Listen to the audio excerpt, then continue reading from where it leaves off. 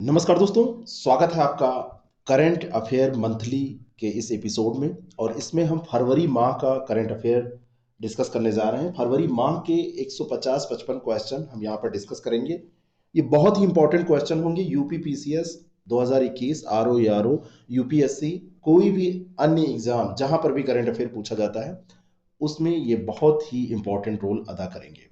मैं आपको बताना चाहता हूं कि हमारी टीम ने यूपी पीसीएस प्री 2021 के लिए एक टेस्ट सीरीज लॉन्च की है। अगर आप ये एग्ज़ाम दे रहे हैं तो इस टेस्ट सीरीज को आपको ज्वाइन करना चाहिए, ऐसा भी मैं कह सकता हूं, क्योंकि ये बहुत अच्छी टेस्ट सीरीज है।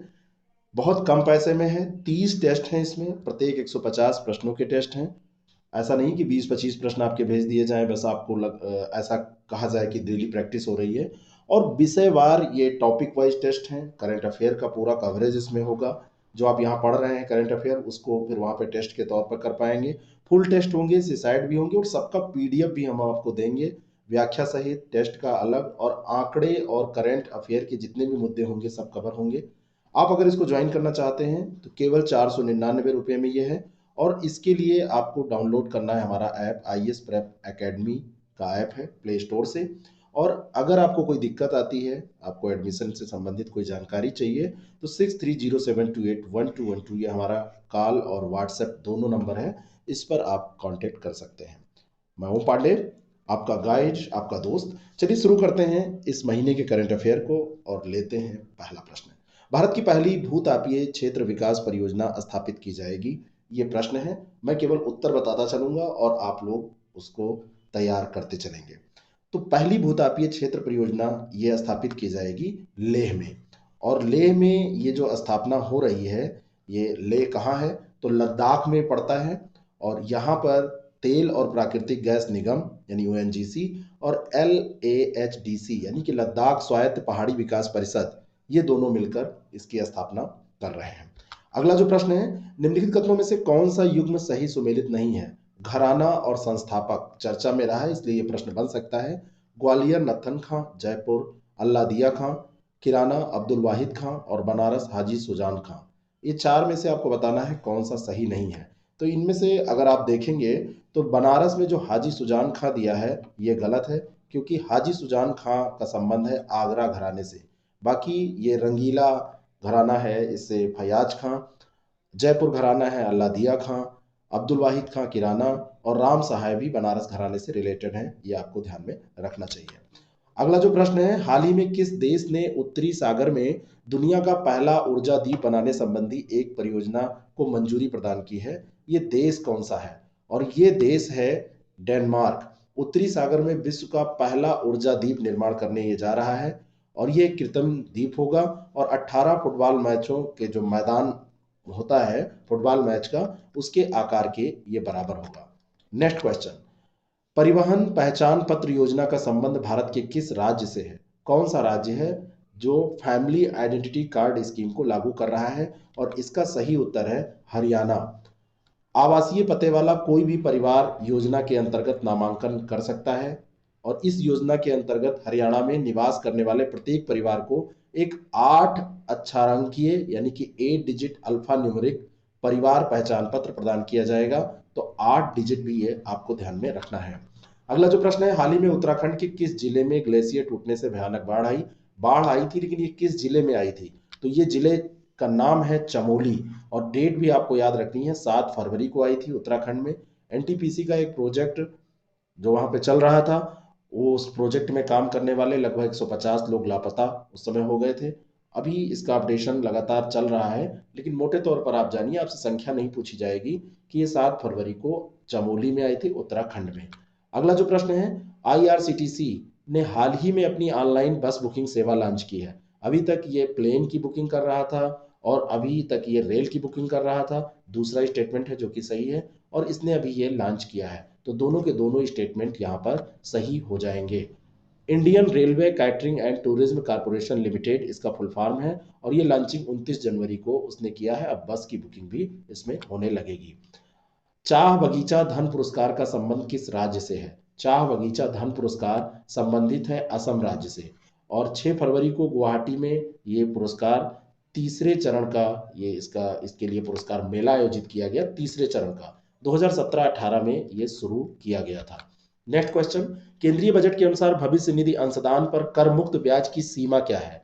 तो भविष्य निधि अंशदान पर जो प्रोविडेंट फंड कंट्रीब्यूशन होता है उसमें जो सीमा रखी गई है वो सीमा है 2.5 लाख रुपीस, 2.5 लाख रुपए की सीमा ये रखी गई है, ध्यान रखिएगा। अगला जो प्रश्न है, प्रधानमंत्री मातृ वंदना योजना जिसने 1.75 करोड़ लाभार्थियों का आंकड़ा पार कर लिया, किस केंद्रीय मंत्रालय की योजना है?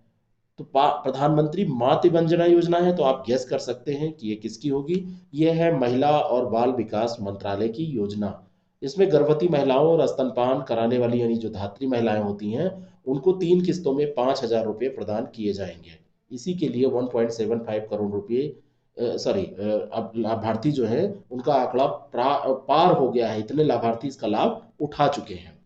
मोनपा हस्त निर्मित कागज के बारे में सत्य कथन आपको बताना है।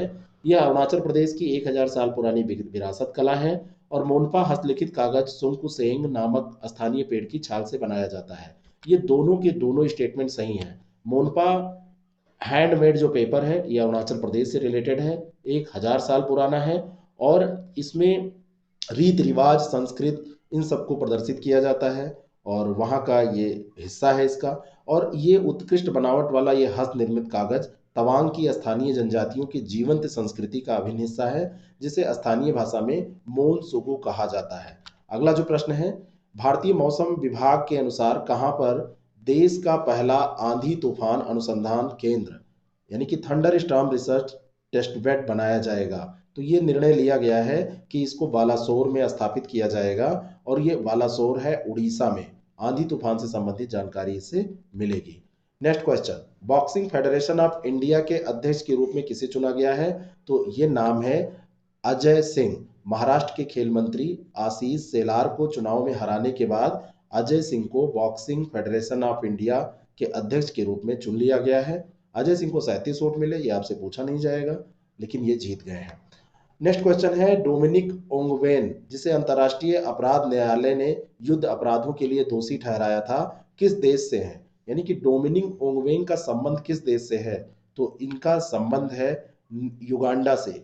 नीदरलैंड में स्थित है इंटरनेशनल क्रिमिनल कोर्ट। युगांडा के पूर्व ये सरगना है डोमिनिक ओंगवेन। इनको युद्ध अपराध और मानवता के खिलाफ अपराध का दोषी इसने ठहराया है।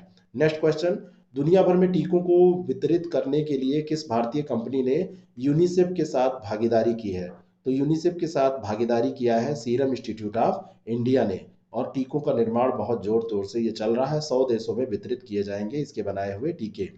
अगला जो प्रश्न है, कपिला कार्यक्रम जो हाल ही में खबरों में था किस क्षेत्र से जुड़ा हुआ है? तो कपिला कार्यक्रम का संबंध है बौद्धिक संपदा अधिकार से।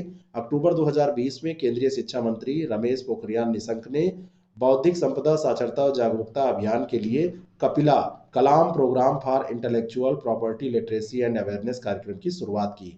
तो ये ध्यान रखिएगा कि ये आविष्कार को पेटेंट कराने के लिए आवेदन प्रक्रिया की प्रणाली के बारे में जानकारी देने का कार्य करेगा।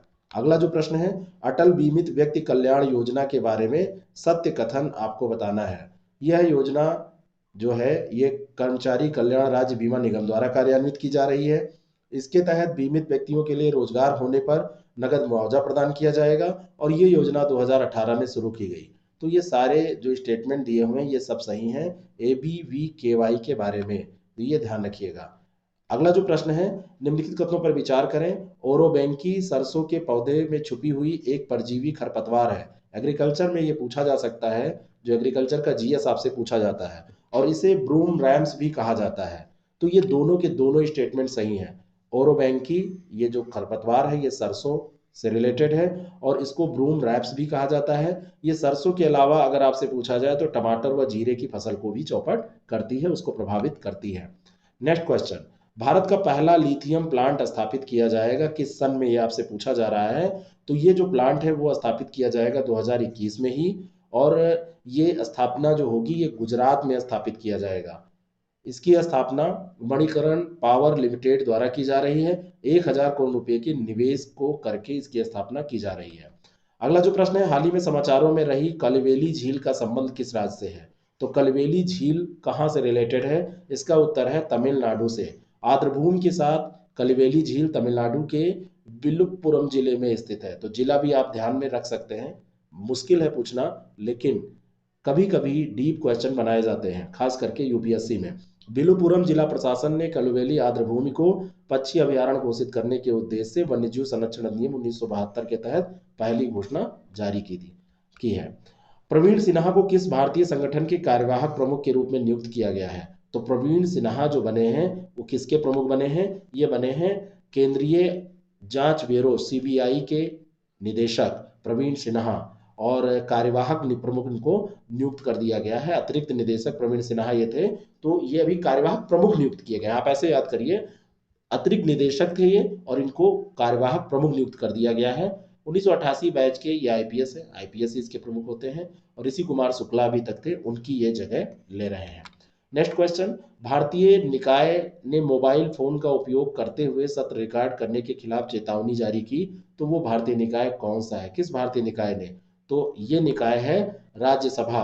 राज्यसभा के सभापति हैं एम वेंकैया नायडू। उन्होंने सांसदों को मोबाइल फोन पर सदन की कार्यवाही की रिकॉर्डिंग के खिलाफ चेतावनी दी कि ऐसा अनधिकृत है, आप रिकॉर्डिंग नहीं कर सकते हैं। ऑक्सफोर्ड लैंग्वेजेस ने किस शब्द को वर्ष 2020 के लिए Hindi word of the year के रूप में चुना है? तो Hindi word of the year जो शब्द है वो कौन सा है? तो ये शब्द है आत्मनिर्भर। आत्मनिर्भर भारत अभियान, बार बार ये शब्द चर्चा में रहा, तो ऑक्सफोर्ड लैंग्वेज ने इस शब्द को Hindi word of the year के रूप में चुन लिया। 2019 में देखा जाए तो संविधान शब्द को चुना गया था, 20 में आत्मनिर्भर शब्द को चुना गया है। नेक्स्ट क्वेश्चन, हाल ही में किस कंपनी ने अंतरिक्ष के लिए अपना पहला नागरिक मिशन लॉन्च करने की घोषणा की? तो ये कंपनी है SpaceX. SpaceX Elon Musk की कंपनी है और नागरिक मिशन लॉन्च करने की इन्होंने घोषणा की। फाल्कन 9 पर इंस्पिरेशन 4 के लॉन्च की योजना ये बना रहा है, और ये दुनिया का पहला सर्व व्यावसायिक अंतरिक्ष यात्री मिशन होगा। और ये जो मिशन है ये फ्लोरिडा में नासा के कैनेडी स्पेस सेंटर से लॉन्च किया जाएगा। अगला जो प्रश्न है, जल जीवन मिशन के बारे में कौन सा कथन सत्य नहीं है? यह एक राष्ट्रीय मिशन है। इसका उद्देश्य 2022 तक हर घर में नल के द्वारा पीने योग्य पानी उपलब्ध कराना है, और इस मिशन की शुरुआत 15 अगस्त 2019 को हुई। बजट 2021 में जल जीवन मिशन शहरी के लिए 2,87,000 करोड़ रुपए का परिव्यय प्रस्तावित है। एक कोई है जो गलत नहीं है, और वो ये है कि इसका उद्देश्य 2022 तक नहीं 2024 तक है पीने योग्य पानी हर घर में नल के द्वारा उपलब्ध कराना। तो 2024 ध्यान में आपको रखना है, 22 नहीं 24।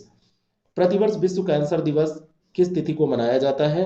तो कैंसर दिवस मनाया जाता है 4 फरवरी को, और इस दिवस का उद्देश्य क्या है? कैंसर के बारे में लोगों को जागरूक करना।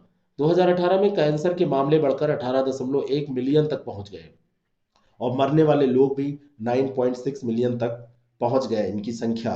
और जीवन में औसतन 5 में से 1 पुरुष को तथा 6 में से 1 महिला को कैंसर होता है, यानी कि पुरुषों में कैंसर ज्यादा होता है, महिलाओं में अपेक्षाकृत कम होता है। एरो इंडिया 2021 का आयोजन किया गया, कहां पर किया गया?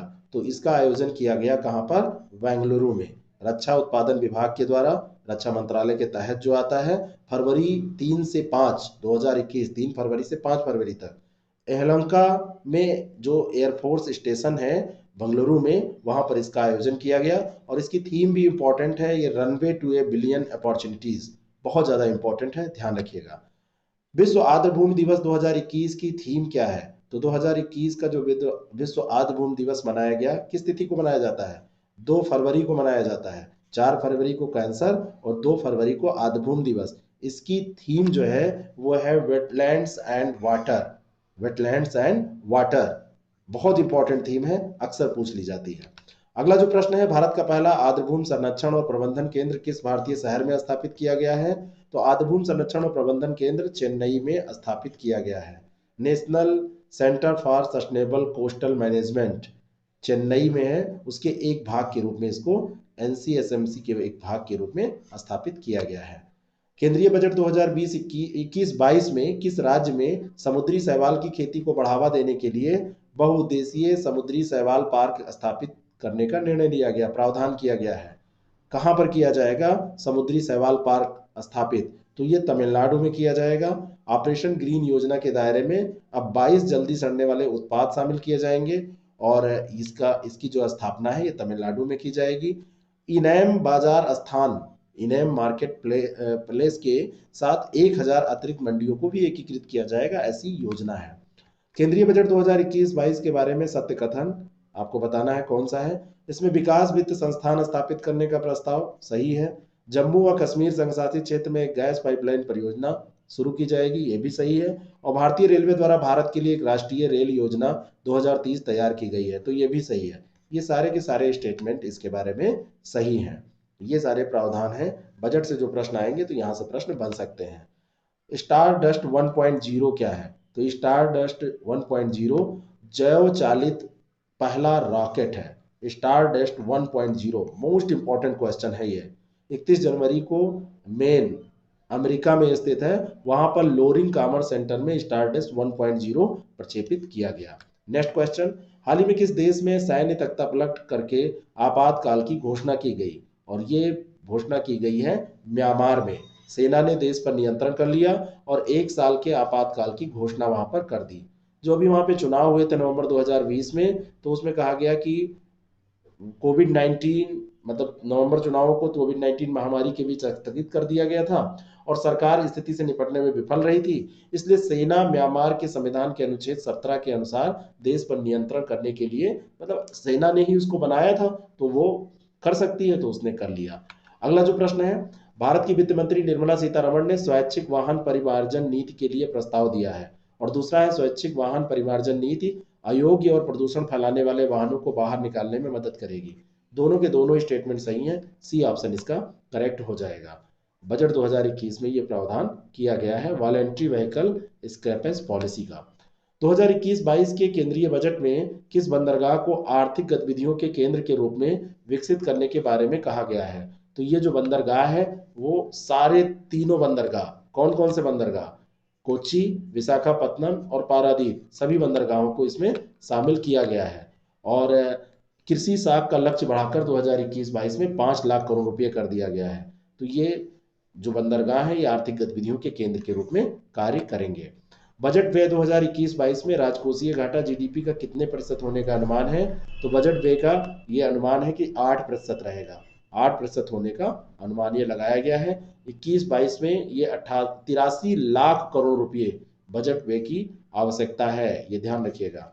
अगला जो प्रश्न है, 21-22 में केंद्रीय बजट में किस केंद्र शासित प्रदेश में केंद्रीय विश्वविद्यालय की स्थापना का प्रावधान किया गया है? तो ये जो स्थापना की जाएगी वो की जाएगी लेह में। अब वहां पर डेवलपमेंट इसमें चल रहा है, 2 पार्ट किए गए हैं, कश्मीर के, जम्मू कश्मीर और लद्दाख, तो वहां पर ये सब डेवलपमेंट की अभी जरूरत भी है। तो लद्दाख के लेह में केंद्रीय विश्वविद्यालय की स्थापना की जाएगी।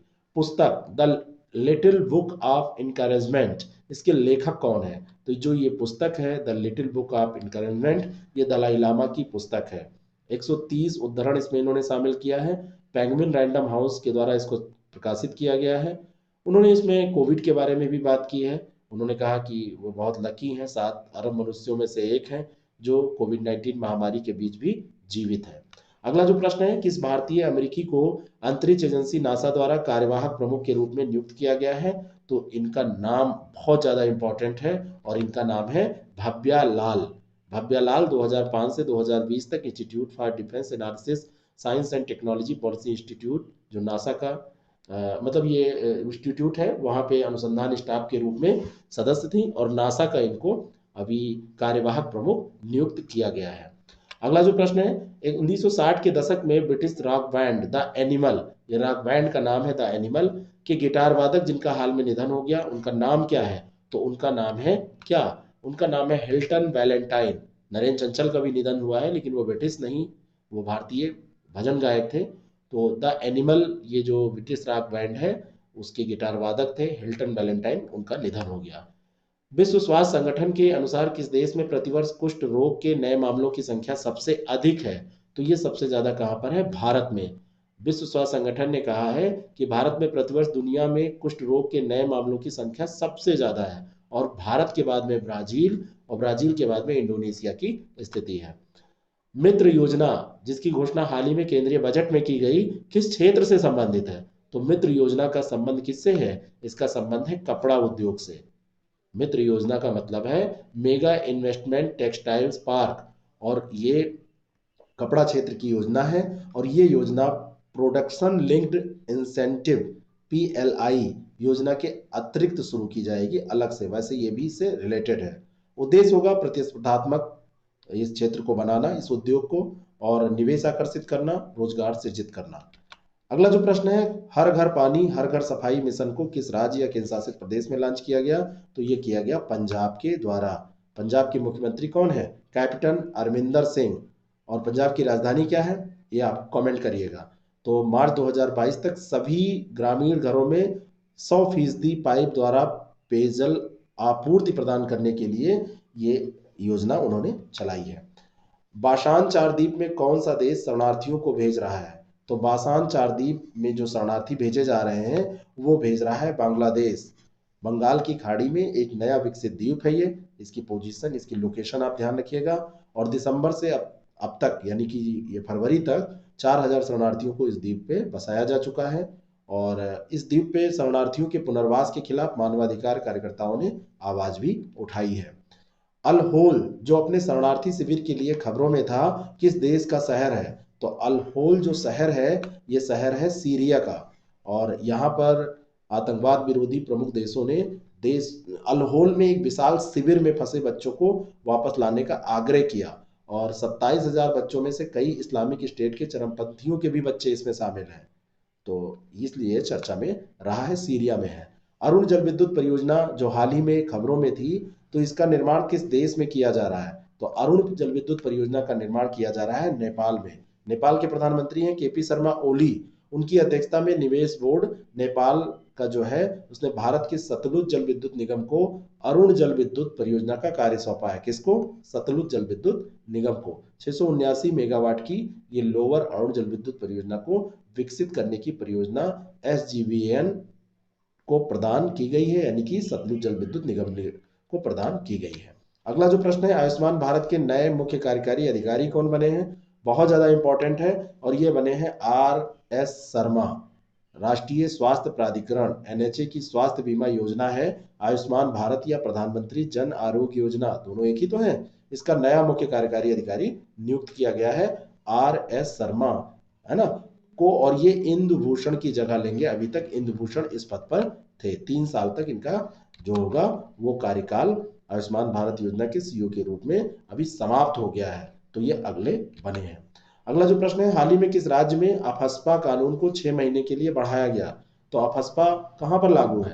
तो अफस्पा अभी बढ़ाया कहां गया है, ये प्रश्न है। और ये बढ़ाया गया है नागालैंड में। केंद्र सरकार ने नागालैंड को आसान क्षेत्र घोषित करते हुए सशस्त्र बल विशेष शक्तियां अधिनियम 1958, जिसको 60 में कहते हैं अफस्पा, 6 महीने के लिए वहां पर बढ़ा दिया। अफस्पा को 1958 में लागू किया गया था। अशांत घोषित किए गए क्षेत्रों में इसका उपयोग किया जाता है। अगला जो प्रश्न है, किस राज्य ने सैयद मुश्ताक अली T20 ट्रॉफी को जीता? और ये जीतने वाला राज्य है तमिलनाडु। और तमिलनाडु ने फाइनल में बड़ौदा को हराया है। तो बड़ौदा हारा है और 7 विकेट से ये तमिलनाडु जीता है। और यहाँ पर एक चीज और ध्यान रखिएगा कि 2006-07 के बाद तमिलनाडु का दूसरा सैयद मुश्ताक अली ट्रॉफी खिताब है, और बड़ौदा भी 2 बार ये जीत चुका है। सैयद मुश्ताक अली ट्रॉफी का आयोजन भारतीय क्रिकेट कंट्रोल बोर्ड BCCI के द्वारा किया जाता है। राष्ट्रीय पोलियो प्रतिरक्षण कार्यक्रम के बारे में सत्य कथन बताना है।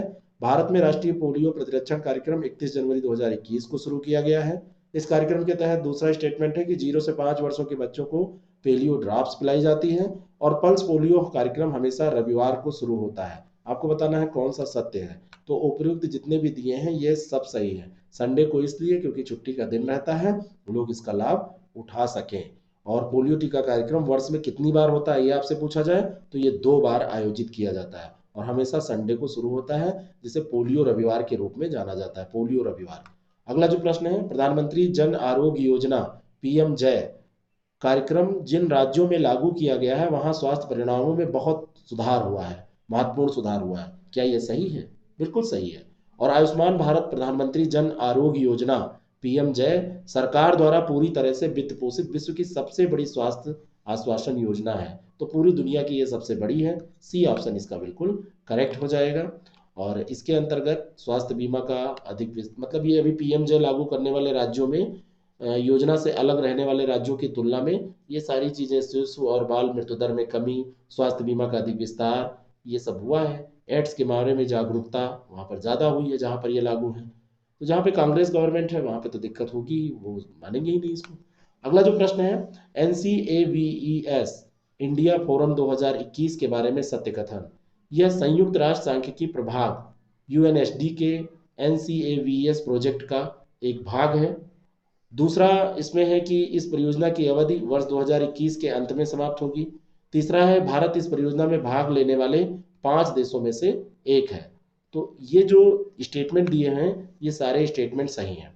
अब NCAVES इंडिया फोरम 2021 जो है इसको कनेक्ट कर लीजिएगा, आप याद रखिएगा UNSD का जो NCAVES प्रोजेक्ट है उसी का हिस्सा है, बस इंडिया इसमें जोड़ दिया गया है। ठीक है, 5 देशों को आर्थिक विकास का मार्ग प्रशस्त करते हुए भविष्य में उपयोग के लिए पर्यावरण की संवेदनीयता और संरक्षण करने में सहायता प्रदान करना है। और वो 5 देश कौन से हैं? भारत तो है ही है, ब्राजील, चीन, दक्षिण अफ्रीका, मैक्सिको, ये 4 हैं और एक भारत है। इस परियोजना की अवधि वर्ष 2021 के अंत तक है, 2021 में ये अवधि समाप्त हो जाएगी।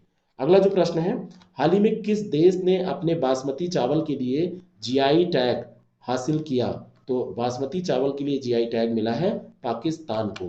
पाकिस्तान में जो ये चावल है ये विशेष किस्म की पैदावार वहाँ पर की जाती है और ये माना जाता है कि जीआई टैग अगर मिल गया तो यूरोपीय संघ में पाकिस्तान की स्थिति अब मजबूत होगी। पिछले साल सितंबर में भारत ने बासमती चावल के लिए एकमात्र स्वामित्व का दावा करते हुए यूरोपीय संघ को आवेदन किया था, लेकिन अब नहीं हो पाया। हाँ, आवेदन प्रस्तुत करने के बाद बासमती चावल को पाकिस्तान के उत्पाद के रूप में संरक्षित करने का मुद्दा फिर सामने आया था, तो उसी को ये क्या हुआ, ये चावल जो है ये टैग उसको मिल गया पाकिस्तान को।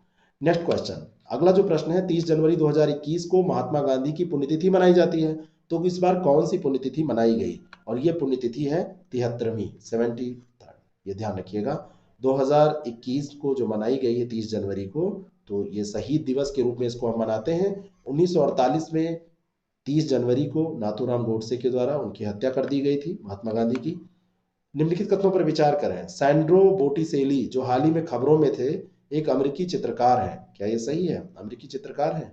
यंग मैन होल्डिंग ए राउंडेल उनका एक चित्र है, तो ये चित्र भी आपसे अलग से पूछा जा सकता है। और ये दोनों के दोनों स्टेटमेंट सही नहीं है। पहला तो गलत है। क्यों क्यों गलत है? क्योंकि यहाँ पे अमेरिकी चित्रकार लिखा हुआ है और ये जो चित्रकार जो है ये इतावली चित्रकार है।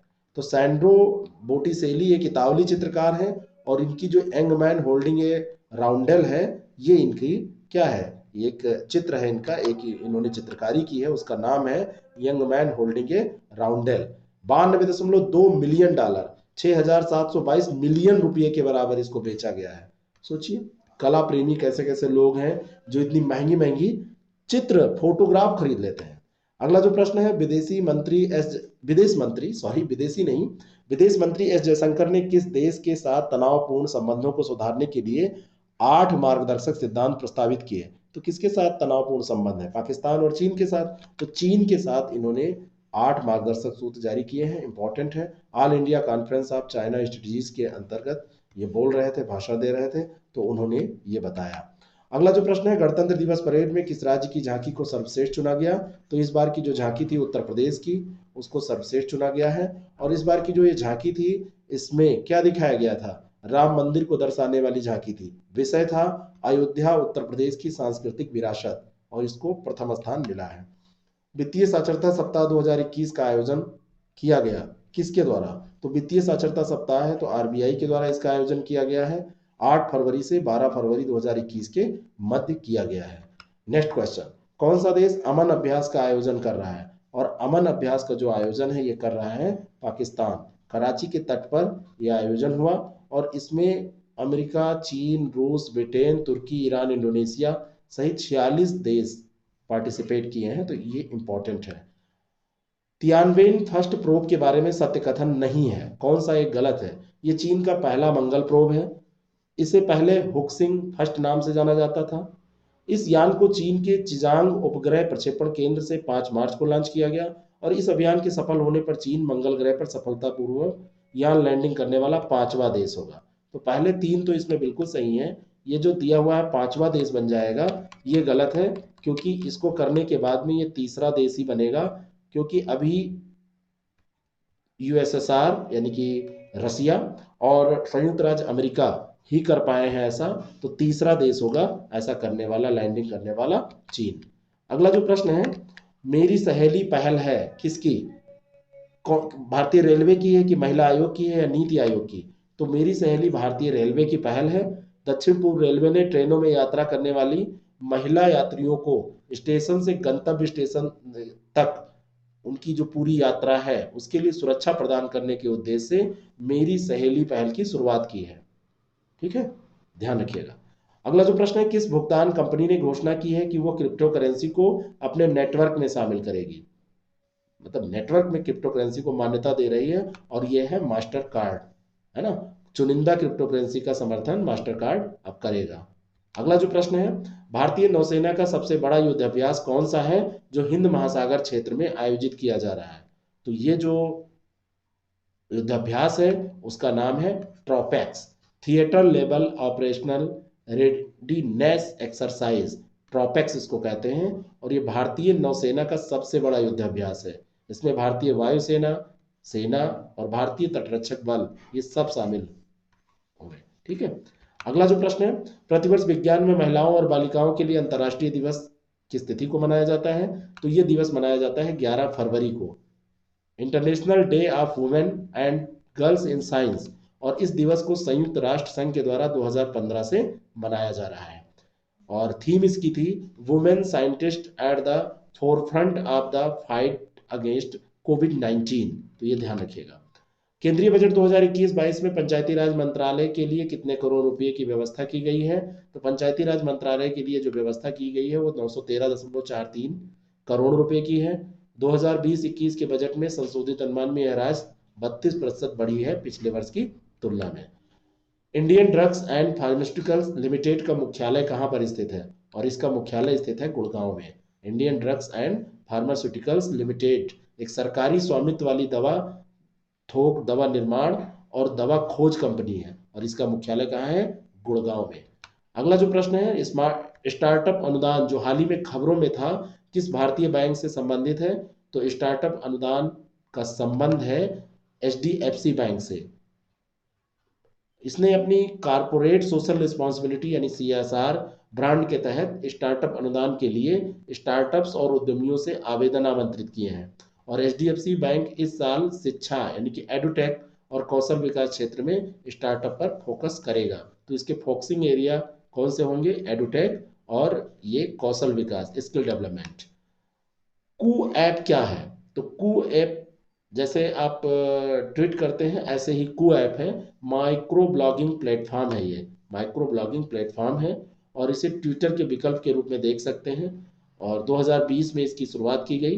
भारत सरकार का आत्मनिर्भर ऐप इनोवेशन चैलेंज इसने जीता था, इस कू ऐप ने। और पीएम मोदी ने इस ऐप का जिक्र मन की बात में भी किया था। तो कू ऐप पे आप कू कर सकते हैं, जैसे ट्वीट करते हैं ऐसे कू कर सकते हैं। अगला जो प्रश्न है, विश्व सतत विकास शिखर सम्मेलन 2021 वर्ल्ड सस्टेनेबल डेवलपमेंट समिट 2021 की थीम आपसे पूछी जा रही है। तो इस बार की जो ये थीम है, ये defining our common future, safe and secure environment for all.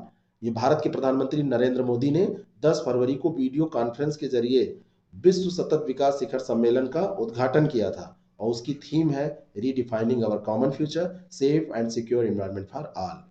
अगला जो प्रश्न है, राष्ट्रीय अपराध रिकॉर्ड ब्यूरो की वर्ष 2019 की रिपोर्ट के अनुसार भारत के किस राज्य में महिलाओं के खिलाफ सबसे ज्यादा अपराध दर्ज हुए हैं? तो सबसे ज्यादा अपराध दर्ज हुए हैं कहां पर? ये हुए हैं उत्तर प्रदेश में, महिलाओं के खिलाफ सबसे ज्यादा। वर्ष 2019 के दौरान पूरे भारत में महिलाओं के खिलाफ 4,05,861 मामले दर्ज हुए, उनमें से 59,853 अकेले उत्तर प्रदेश में। सेसा आर्किड अभ्यारण्य भारत के किस राज्य में स्थित है? सेसा आर्किड अभ्यारण्य स्थित है अरुणाचल प्रदेश में।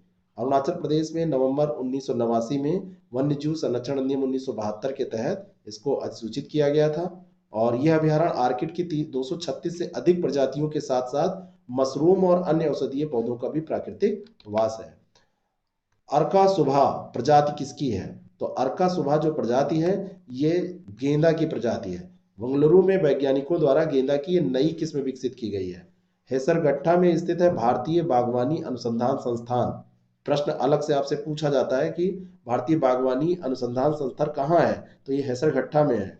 और वहाँ पर अर्का सुधा, ये गेंदे की एक नई प्रजाति है, विकसित की गई, उसको नाम दिया गया है। और इस किस्म में कैरोटीन की मात्रा 8% होती है, जो कि किसी पादप स्रोत में पाई जाने वाली सर्वाधिक मात्रा है। क्या पाई जाती है? कैरोटीन।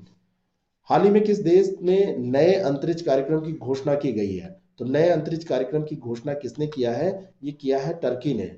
वहाँ के राष्ट्रपति हैं रेसेप तैयब एर्दोगन। तो उन्होंने 9 फरवरी को महत्वाकांक्षी 10 साल के लिए अंतरिक्ष कार्यक्रम अभी अनावरण उसका किया है। और इस अंतरिक्ष कार्यक्रम में चंद्रमा के लिए एक मिशन, अंतर्राष्ट्रीय स्तर पर व्यवहार्य उपग्रह प्रणालियों का विकास और अंतरिक्ष में तुर्की के अंतरिक्ष यात्रियों को भेजना, ये सब शामिल है। तो तुर्की इसमें प्रवेश कर रहा है, इंपॉर्टेंट है। बायो एशिया 2021 की थीम आपसे पूछी जा रही है, क्या है? तो बायो एशिया जो समिट हुई है, मतलब एशिया 2021 है, उसकी थीम है मूव द नीडल। 18वां संस्करण इसका 22 फरवरी 2021 से 22-23 फरवरी को आयोजित किया गया, मूव द निडल थीम के तहत। और बायो एशिया इवेंट कोविड-19, फार्मा मेडिटेक और वैश्विक स्वास्थ्य पर केंद्रित इस बार का रहा है। अगला जो प्रश्न है, ब्रुकेशिया नाना क्या है? तो ब्रुकेशिया नाना जो है, ये क्या है? ये है एक गिरगिट की प्रजाति, और मेडागास्कर जो एक द्वीपीय देश है, वहां पर इसको खोजा गया है। और विश्व का सबसे छोटा वयस्क सरीसृप, ये संभवतः माना जा रहा है, कुल 6 मिलीमीटर ये लंबा है। मादा गिरगिट 28.9 मिलीमीटर और नर गिरगिट केवल 6 मिलीमीटर। और इससे पहले ब्रुकेशिया माइक्रा गिरगिट प्रजाति सबसे छोटी थी। अब माइक्रा की जगह आ गई ब्रुकेशिया नाना।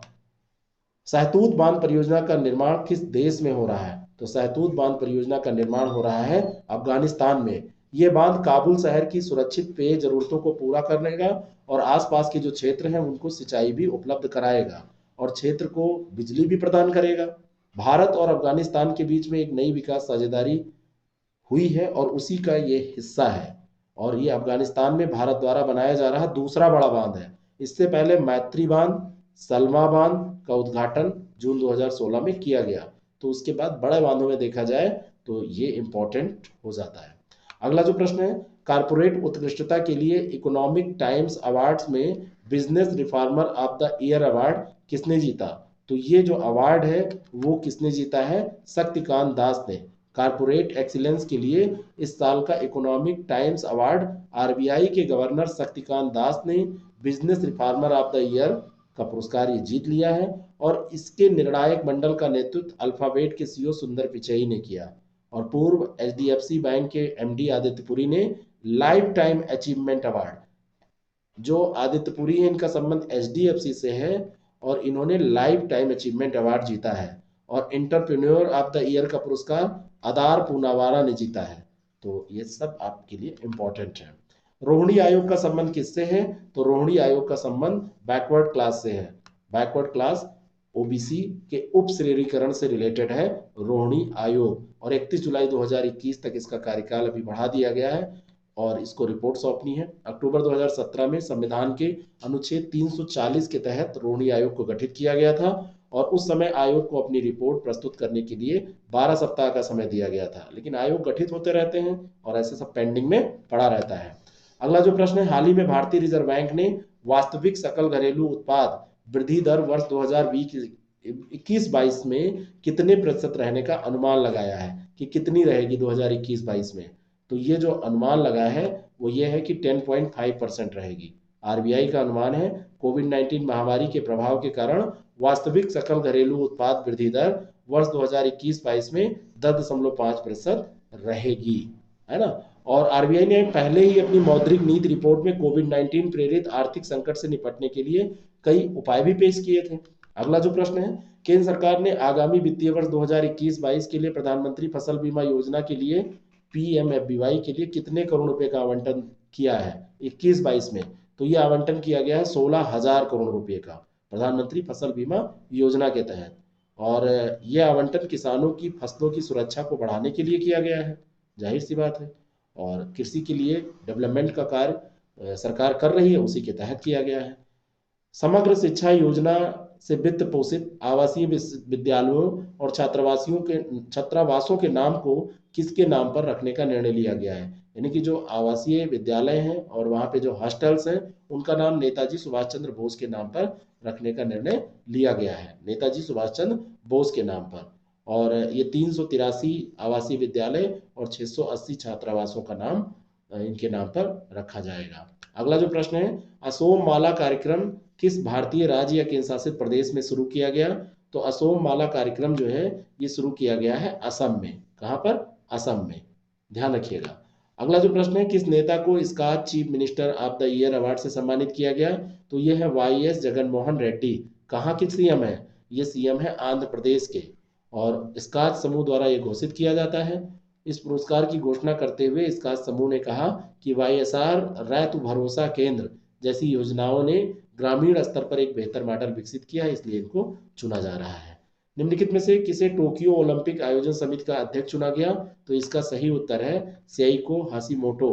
पूर्व ओलंपिक साइको हाशिमोटो जो अभी 56 साल के हैं, इनको टोक्यो ओलंपिक आयोजन समिति का अध्यक्ष नामित किया गया है। हाल ही में कहां पर अटल पर्यावरण भवन का उद्घाटन किया गया? तो ये उद्घाटन हुआ है लक्षद्वीप में। केंद्रीय पर्यावरण वन और जलवायु परिवर्तन मंत्री हैं प्रकाश जावड़ेकर, उन्होंने ही इसका उद्घाटन किया है। स्मार्ट सिटीज मिशन के तहत नर्चरिंग नेबरहुड चैलेंज के लिए कितने शहरों को चुना गया है? तो इन शहरों की संख्या है 25।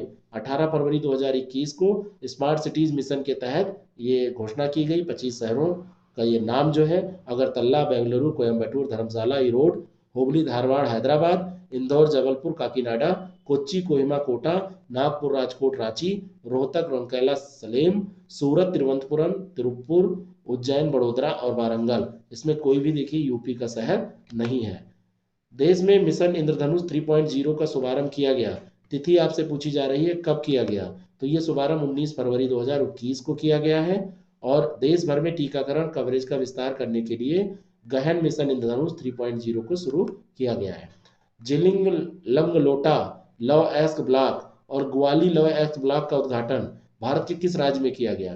तो ये दोनों लव एस्क, आपको लगेगा कि ये ट्रेडिशनल प्रश्न है, लेकिन ये दोनों जो लव एस्क के खदान हैं ये उड़ीसा में है। ब्लॉक जो है ये उड़ीसा में है, और उड़ीसा के लिए लगभग 5,000 करोड़ रुपए का वार्षिक राजस्व और विभिन्न प्रकार के रोजगार के अवसर ये पैदा करते हैं। धुबरी फुलवाड़ी पुल जो हाल ही में खबरों में था, किस नदी पर बनाया गया? तो धुबरी फुलवाड़ी पुल बनाया गया ब्रह्मपुत्र नदी पर। प्रधानमंत्री नरेंद्र मोदी ने इसका उद्घाटन, आधारशिला भी उन्होंने रखी है। धुबरी जो पुल है ये मेघालय के फुलवाड़ी तक, मतलब असम के धुबरी से मेघालय के फुलवाड़ी, इसीलिए धुबरी फुलवाड़ी कहा जा रहा है। और इसकी लंबाई 19 किलोमीटर और लेन इसमें होंगी 4। बराक घाटी में परिवहन कनेक्टिविटी में सुधार इससे आएगा। हाल ही में किसने इटली के प्रधानमंत्री के रूप में शपथ ली? तो इनका नाम है मारियो द्रागी।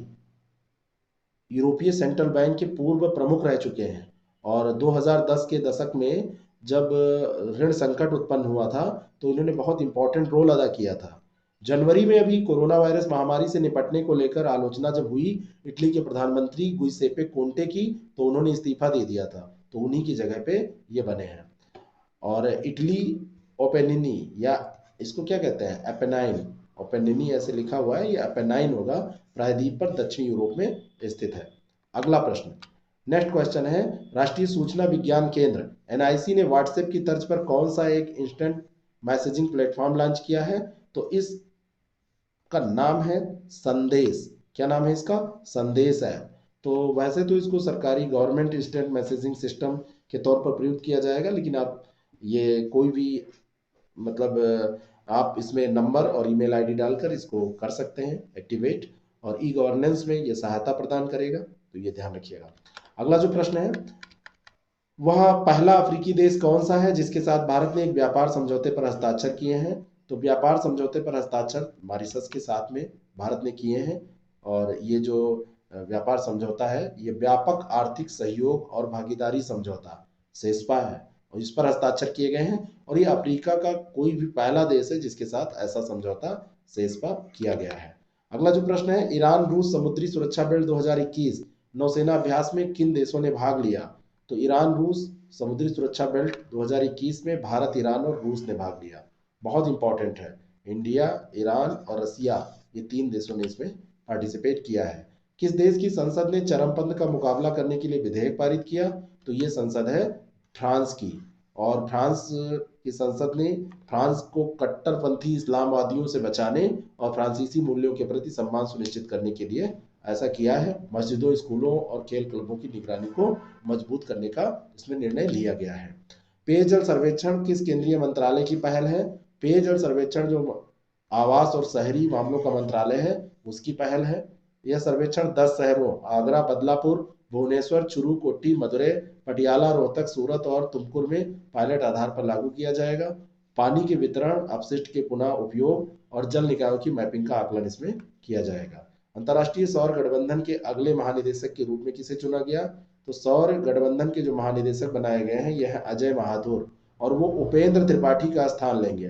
2017 में इनको महानिदेशक बनाया गया था, उपेंद्र को। और महानिदेशक का कार्यकाल 4 साल का होता है। और वर्तमान में Ajay Mathur the energy and research institute नई दिल्ली में जो स्थित है उसके क्या है? प्रमुख है। हाल ही में प्रधानमंत्री नरेंद्र मोदी ने बहराइच में किस स्मारक का शिलान्यास किया? तो यह है महाराजा सुहेलदेव स्मारक। मोदी यहाँ पर आए नहीं थे, योगी जी वहां पर थे, और उन्होंने वीडियो कॉन्फ्रेंसिंग के जरिए सुहेलदेव का जो स्मारक है उसका उद्घाटन किया। चित्तौरा में ये स्थित है। तो चित्तौरा झील के विकास कार्य की आधारशिला रखी गई। ऐसा माना जाता है सैयद सलार गाजी को इन्होंने हराया था और महाराजा सुहेलदेव ने। बाकी तो ये सब क्यों किया जा रहा है आपको पता ही होगा। हाल ही में किसे पुदुचेरी के उपराज्यपाल के पद से हटा दिया गया? तो पुदुचेरी की उपराज्यपाल थी डॉक्टर किरण बेदी, और उनको हटा दिया गया है। और तेलंगाना के राज्यपाल हैं डॉक्टर तिमिलिसाई सुंदरांजन, तो उनको वहां का कार्यभार सौंप दिया गया है। भारतीय रक्षा के संदर्भ में हाल ही में खबरों में रहा आईएनएस करंज क्या है? तो आईएनएस करंज जो है स्कॉर्पियन पनडुब्बी है, और इसको प्रोजेक्ट 75 के तहत डेवलप किया गया है। भारतीय नौसेना को ये तीसरी स्कॉर्पियन पनडुब्बी मिली है। पहली खंडेरी थी, दूसरी कलवरी थी। तो पहली खंडेरी, दूसरी कलवरी और तीसरी ये है करंज, ध्यान रखिएगा। Kaladan multi modal transit transport project का संबंध किससे है? तो कलादान, हमेशा ध्यान रखिएगा कि यह भारत और म्यांमार के बीच है। केंद्रीय विदेश मंत्री एस जयशंकर ने Kaladan multi modal transit transport project को बताया कि अंतिम चरण में है। वैसे इसमें बहुत समय लग गया, ये 2014 तक पूरा किया जाना था, लेकिन ये नहीं हो पाया। 484 मिलियन डॉलर की परियोजना है ये, और कोलकाता बंदरगाह को सितवे बंदरगाह से ये जोड़ने का कार्य करती है। अगला जो प्रश्न है, निम्नलिखित विश्व में सर्वाधिक विदेशी मुद्रा भंडार वाले देशों की सूची में भारत का स्थान क्या है? तो भारत का स्थान इसमें क्या होगा? भारत का स्थान है 5वां। 5 फरवरी को ये आंकड़े जारी किए गए। विदेशी मुद्रा भंडार 6.424 बिलियन डॉलर की गिरावट के साथ 583.94 अरब डॉलर पर पहुंच गया। तो इसके साथ इसकी जो पोजीशन है वो कितनी है? 5th। भारत के किस राज्य में राष्ट्रीय संस्कृति महोत्सव 2021 का आयोजन किया जा रहा है? तो राष्ट्रीय संस्कृति महोत्सव का आयोजन किया जा रहा है पश्चिम बंगाल में। 3 दिवसीय कार्यक्रम, मतलब किया जा रहा है क्या, ये किया गया है। और ये 3 दिवसीय कार्यक्रम नृत्य, लोक नृत्य, गीत, इन्हीं से रिलेटेड 2019 में अक्टूबर में मध्य प्रदेश में इसका आयोजन किया गया था। और वैसे ये जो अभी संस्करण है वो 11वां है। 10वां संस्करण 2019 में इसका आयोजित हुआ था, 20 में फिर हो नहीं पाया। और 11वां संस्करण जो है ये पश्चिम बंगाल में आयोजित हुआ है।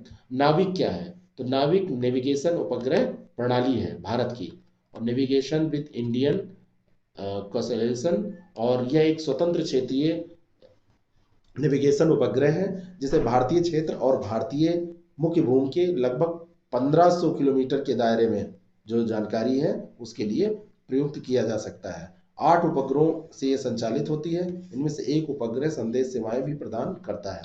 अगला जो प्रश्न है, निम्नलिखित कथनों पर विचार करें। भारत दुनिया में दालों का सबसे बड़ा उत्पादक और उपभोक्ता है। 2019-20 में भारत ने 15 मिलियन टन दलहन उत्पादित किया या उत्पादन हुआ। तो ये दोनों के दोनों स्टेटमेंट सही है। याद ये रखना है कि सबसे बड़ा उत्पादक भी है दालों का और सबसे बड़ा उपभोक्ता भी है। आपको यहाँ पे कमेंट करके बताना है कि भारत में सबसे ज्यादा दाल का उत्पादन किस स्टेट में होता है।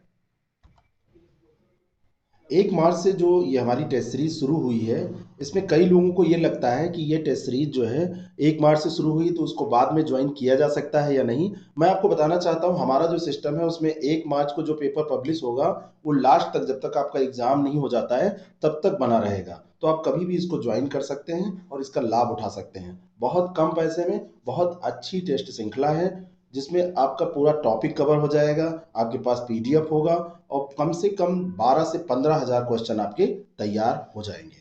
अगला क्वेश्चन हम देखते हैं। अगला जो प्रश्न है, निम्नलिखित कथनों पर विचार करें। लेदर बैक या चर्मपिष्ट कछुआ प्रजाति पृथ्वी पर पाई जाने वाली समुद्री कछुओं की 7 प्रजातियों में सबसे बड़ी है और हिंद महासागर क्षेत्र में ये प्रजाति केवल भारत में पाई जाती है।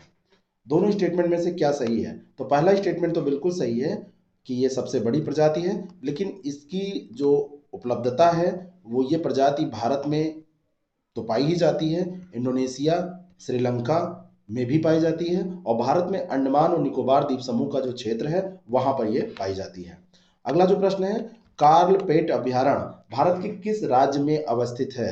तो कार्लपेट अभयारण्य अवस्थित है उड़ीसा में, है ना। उड़ीसा का कार्लपेट अभयारण्य एक पखवाड़े के दौरान 6 हाथियों की रक्तस्रावी सेप्टिसीमिया से मृत्यु के कारण चर्चा में आया था। और सेप्टिसीमिया एक संक्रामक जीवाणु रोग होता है।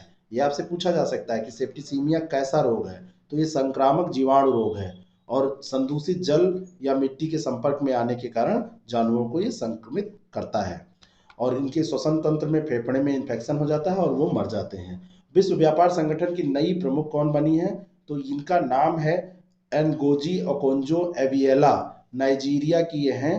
15 फरवरी 2021 को 164 सदस्यीय देशों के प्रतिनिधियों के द्वारा डब्ल्यूटीओ के नई महानिदेशक के रूप में इनकी नियुक्ति की गई है और पहली अफ्रीकी और महिला अधिकारी हैं जो ये पद संभाल रही हैं। हाल ही में किस राज्य में गरीब लोगों को 5 रुपए में भोजन उपलब्ध कराने के लिए माँ योजना लॉन्च की गई? तो माँ योजना आपको ध्यान में रखना है कि ये पश्चिम बंगाल में लॉन्च की गई है। 5 रुपए में इसमें भोजन दिया जाएगा और 15 फरवरी 2021 से ये चालू है। इसमें राज्य सरकार प्रति प्लेट 15 रुपये सब्सिडी देगी। दावल चावल, दाल, अंडा और सब्जी 5 रुपए में मिलेगी खाने को। अगला जो प्रश्न है, बजट 2021 में करदाताओं को कर विवादों के मामले में त्वरित राहत प्रदान करने हेतु किसके गठन का प्रस्ताव किया गया है? तो ये जो गठन किया जाएगा उसका नाम है विवाद समाधान समिति और इस समिति का गठन आयकर अधिनियम के एक नए खंड 245 MA के तहत किया जाएगा और इसमें छोटे करदाताओं के 50 लाख रुपए तक की और योग्य आय और 10 लाख रुपए तक की विवादित आय का समाधान किया जाएगा। अगला जो प्रश्न है, भुवन क्या है? तो भुवन जो है ये क्या है? ये राष्ट्रीय भू पोर्टल है। भुवन क्या है? राष्ट्रीय भू पोर्टल है और इसमें भू स्थानिक आंकड़े, सेवाएं और विश्लेषण करने के लिए उपकरण सम्मिलित होते हैं। भारत के किस राज्य में कोविड-19 वॉरियर मेमोरियल स्थापित करने की घोषणा की गई? तो ये मेमोरियल स्थापित किया जाएगा उड़ीसा में, भुवनेश्वर में इसकी स्थापना की जाएगी। जो कोविड-19 के तहत कार्य करते हुए बलिदान हो गए, प्राप्त किया जिन्होंने, और सेवाओं को उनकी सम्मानित करने के लिए ये प्रयास किया जा रहा है और इस स्मारक का उद्घाटन 15 अगस्त 2021 को किया जाएगा। 2021 में जो 15 अगस्त आ रहा है।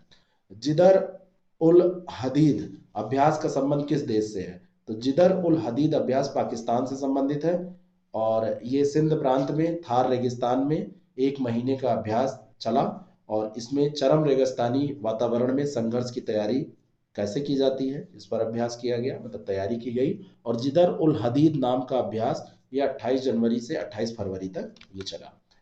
ओलंपस मांस जो हाल ही में खबरों में था, सौरमंडल में सबसे बड़ा क्या है? ओलंपस मांस। तो ओलंपस मांस जो है एक ज्वालामुखी है, मंगल ग्रह में ये मौजूद है। यह समुद्र तल से माउंट एवरेस्ट की ऊंचाई से भी दुगने से देखा जाए तो अधिक है। यूएई का अभी होप मिशन गया। होप मिशन किसका है? यूएई का। तो होप अंतरिक्ष यान के मंगल ग्रह की कक्षा में सफलतापूर्वक प्रवेश करने के बाद वहां से जो फोटो आई उससे ये पता चला। अगला जो प्रश्न है, ग्रैंड एनीकट नहर प्रणाली जो हाल ही में खबरों में थी किस राज्य में है? ग्रैंड एनीकट नहर प्रणाली। तो ग्रैंड एनीकट नहर प्रणाली का संबंध किस राज्य से है? तो ये है तमिलनाडु से संबंधित। कहां से संबंधित है? तमिलनाडु से। और ये जो नहर प्रणाली है इसको कल्लनई भी कहा जाता है। इसका नाम याद रखिएगा, और ये दुनिया की सबसे पुरानी जल विनियमन संरचना है।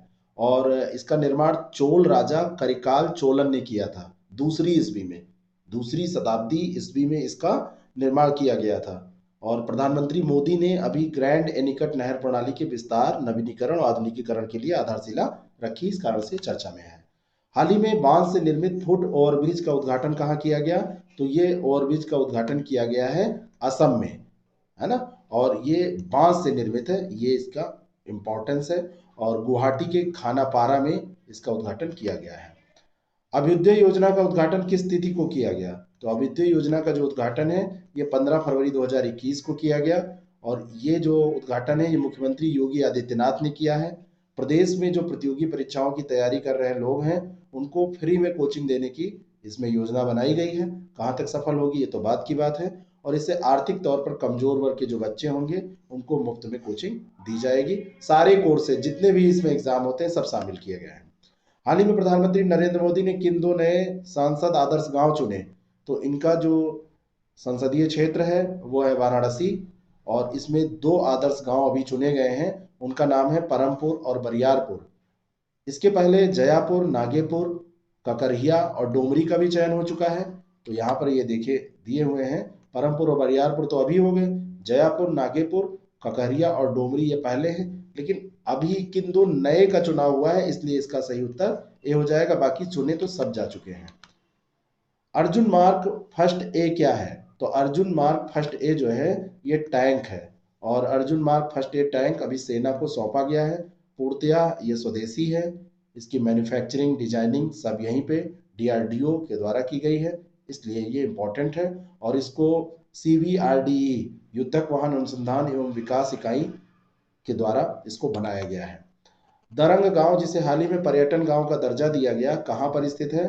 तो दरंग गांव कश्मीर के बारामूला जिला में स्थित है और इसको टूरिस्ट विलेज का दर्जा दिया गया है।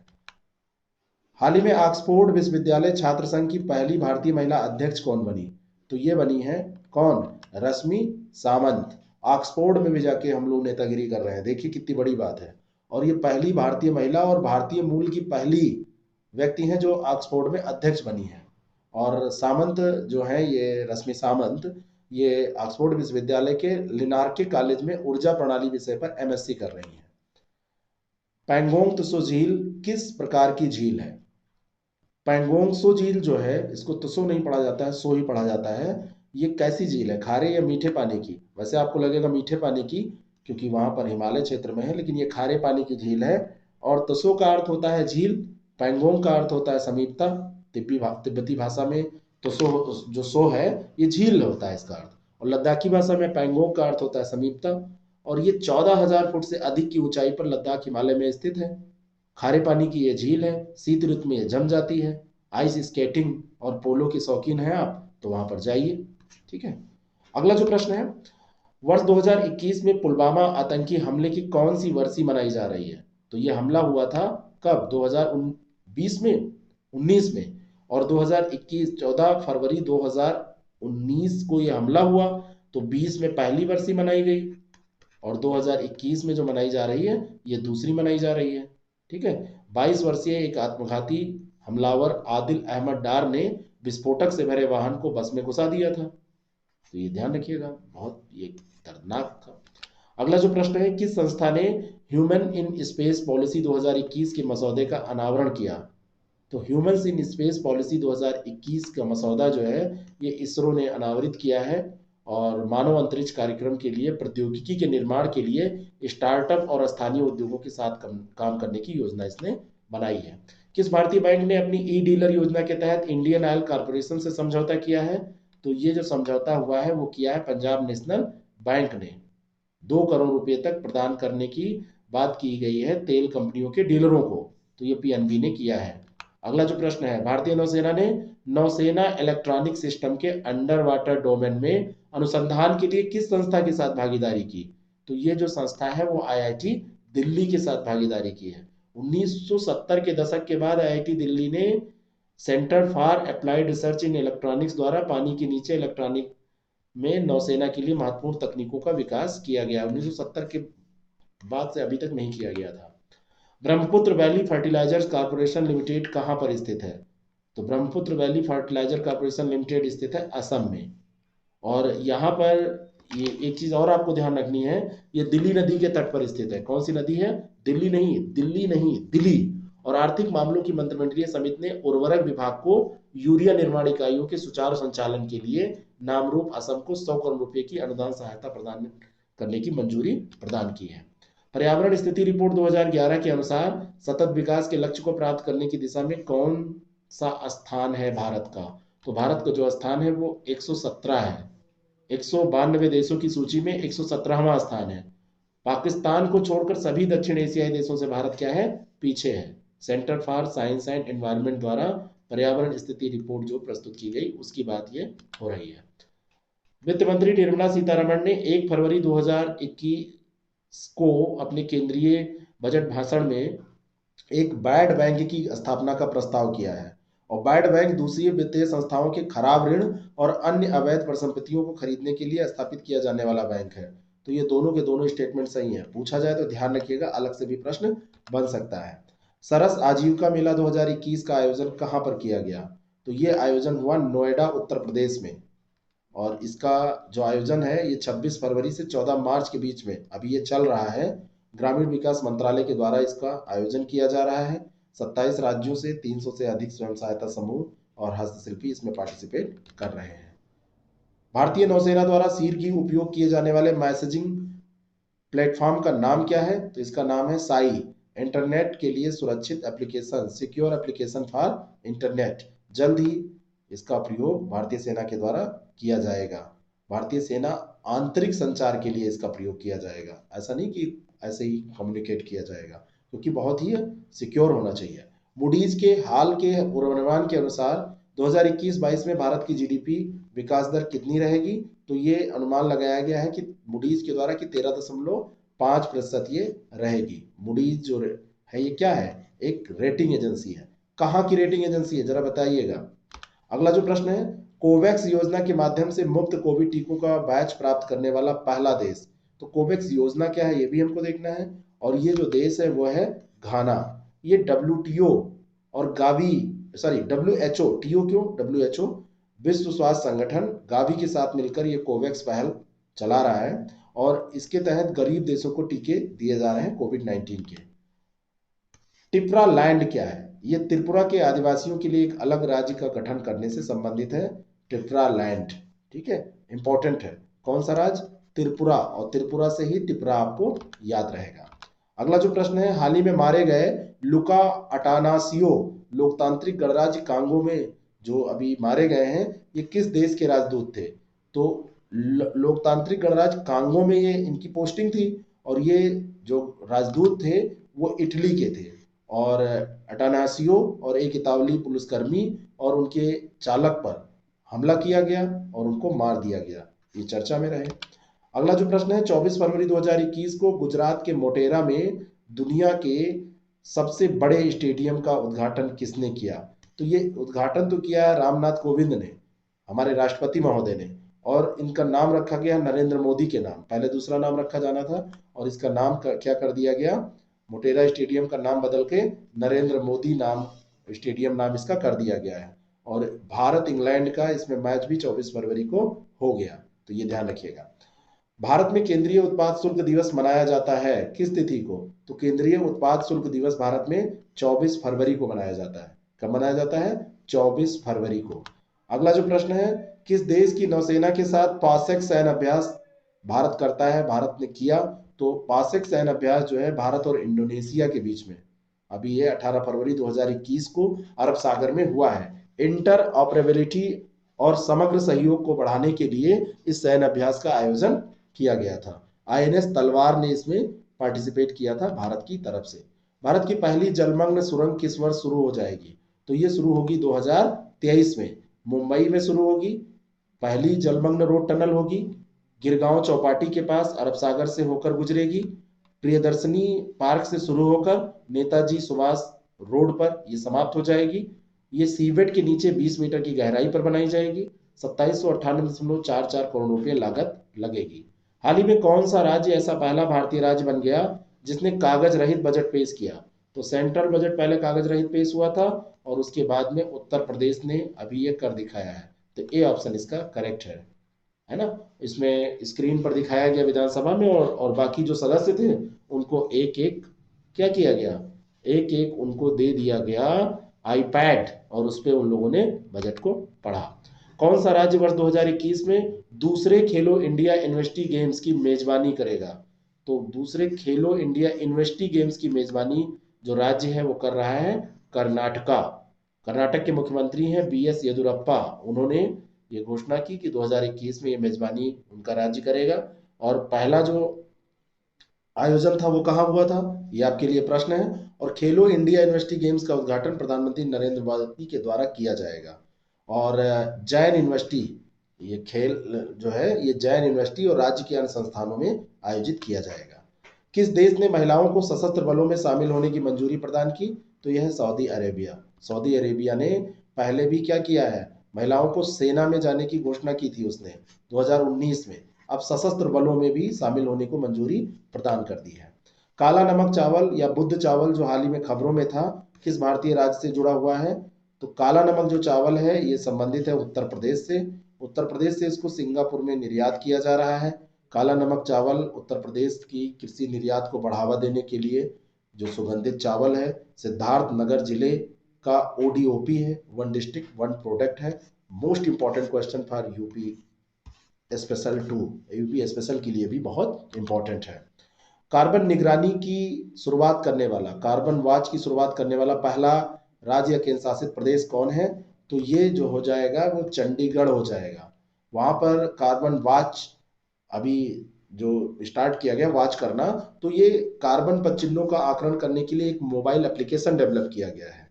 और कार्बन पदचिह्न जो होते हैं वो क्या होते हैं, किसी विशेष मानव गतिविधि के परिणाम स्वरूप वातावरण में उत्सर्जित होने वाली ग्रीन हाउस गैसों, विशेष रूप से कार्बन डाइऑक्साइड की ये मात्रा होते हैं, तो उनकी वाचिंग की जाएगी। तो चंडीगढ़ ध्यान में रखना है।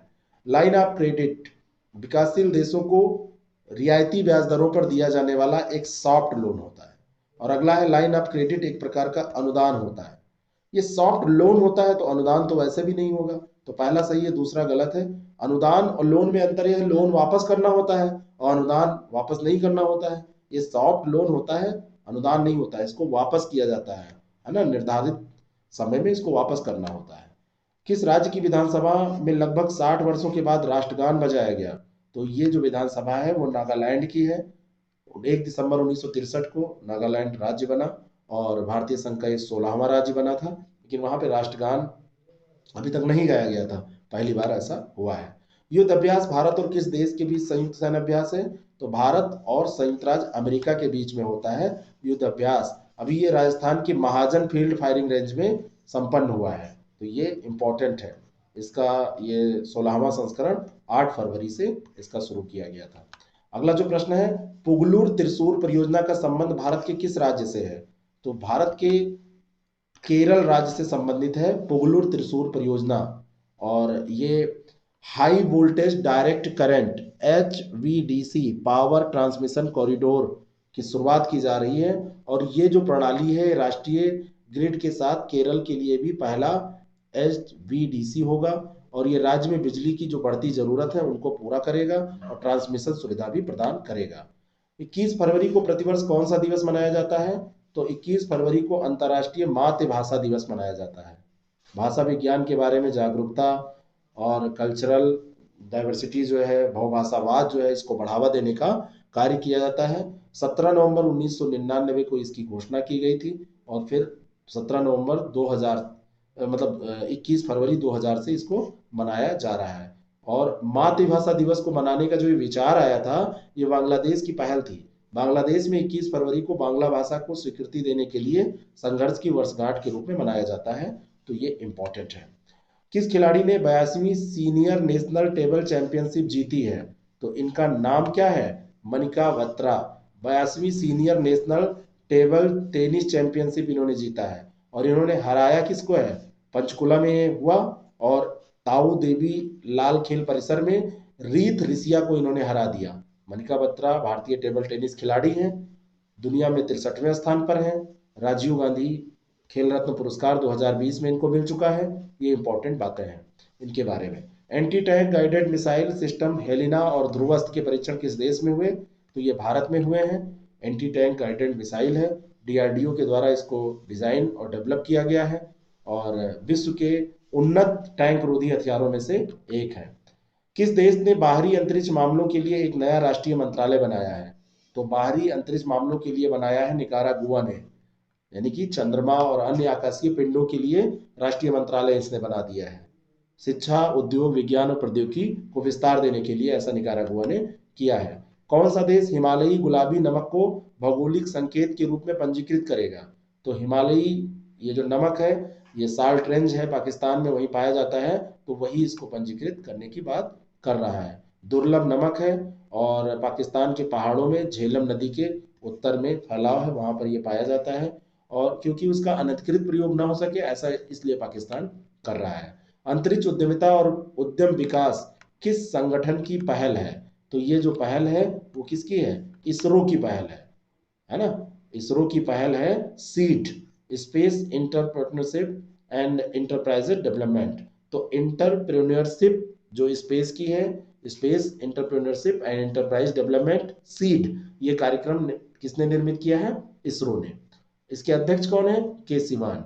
तो उन्होंने कहा कि स्टार्टअप्स और एमएसएमई को इसमें प्रारंभिक चरण का वो प्रोत्साहन देने की बात कर रहे हैं, दिया जाएगा। अगला जो प्रश्न है, कौन सा देश रक्षा अभ्यास नावेडेक्स 21 और आईडेक्स 21 की मेजबानी करेगा, जिसमें भारतीय नौसेना भी भाग लेगी? तो ये कर रहा है यूएई, संयुक्त अरब अमीरात।